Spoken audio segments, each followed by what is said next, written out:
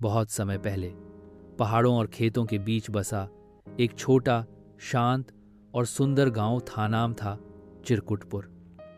वहां के लोग सादगी से रहते, खेती बाड़ी करते, जानवर पालते और रात को अलाव के पास बैठकर किस्से कहानियां सुनते। वहां की दुनिया सीधी सादी थी, न तेजी न अफरा तफरी। लेकिन एक सुबह ऐसा कुछ हुआ जिसने इस छोटे से गांव की किस्मत बदल दी। गांव का भोला किसान जो हर सुबह तालाब पर नहाने जाता था, उस दिन चीखता हुआ वापस दौड़ा। उसकी आंखें डर से फटी थीं। वह चिल्लाया, अरे कोई देखो, तालाब के पास कोई बहुत बड़ी चिड़िया बैठी है, जैसे आसमान से गिरी हो। सब लोग खेत खलिहान छोड़कर तालाब की ओर भागे और वहां जो देखा उसे देख सबकी आंखें फटी रह गईं। तालाब के किनारे एक विशाल कबूतर बैठा था, इतना बड़ा कि उसकी पंख तालाब को ढौंक रही थी। उसकी आंखों में चमक थी, लेकिन वह शांत और स्थिर बैठा था, जैसे किसी को ढूंढ रहा हो। यह कोई देवता का वाहन है क्या? एक बुजुर्ग बोले। शायद भगवान का संकेत हो, किसी ने कहा। छोटे चिंटू ने माँ का आंचल पकड़ते हुए पूछा, माँ, ये कबूतर उड़कर हमें चांद पर ले जाएगा क्या?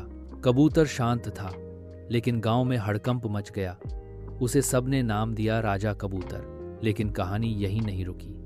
अगले ही दिन भोला फिर हांफता हुआ दौड़ा और चिल्लाया, अब तो मुर्गा भी पहलवान बन गया है। लोग हंसे, लेकिन फिर जब देखा तो दंग रह गए। गांव का लाल मुर्गा जो हर सुबह बांग देता था, अब इतना बड़ा हो गया था कि वह छत से भी ऊंचा दिखता था।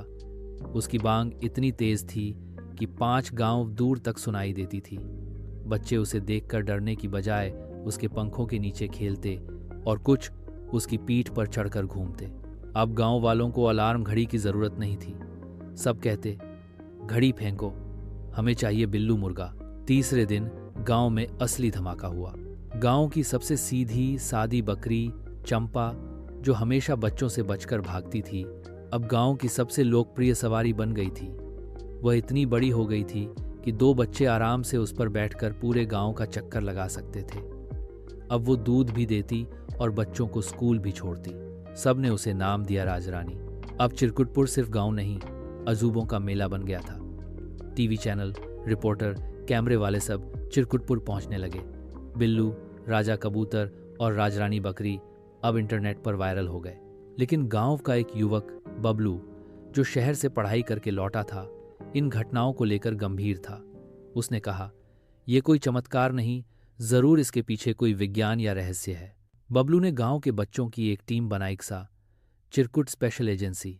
इस टीम का मकसद था सच्चाई का पता लगाना। CSA ने सबसे पहले तालाब और खेतों के पास की खुदाई शुरू की।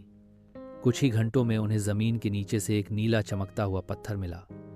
जैसे ही बबलू ने उसे छुआ, उसे एक अजीब सी ऊर्जा का एहसास हुआ।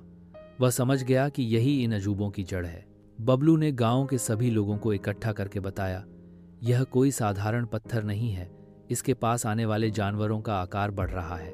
गांव वाले पहले तो डर गए, कहीं ये हम पर भी असर न कर दे, लेकिन सबने मिलकर निर्णय लिया कि इसे छिपाया जाए। बबलू ने पत्थर को एक मजबूत कांच के डिब्बे में बंद किया और गांव की चौपाल के नीचे गाड़ दिया। पत्थर को अब कोई छू नहीं सकता था। अब चिरकुटपुर पूरी दुनिया में मशहूर हो गया।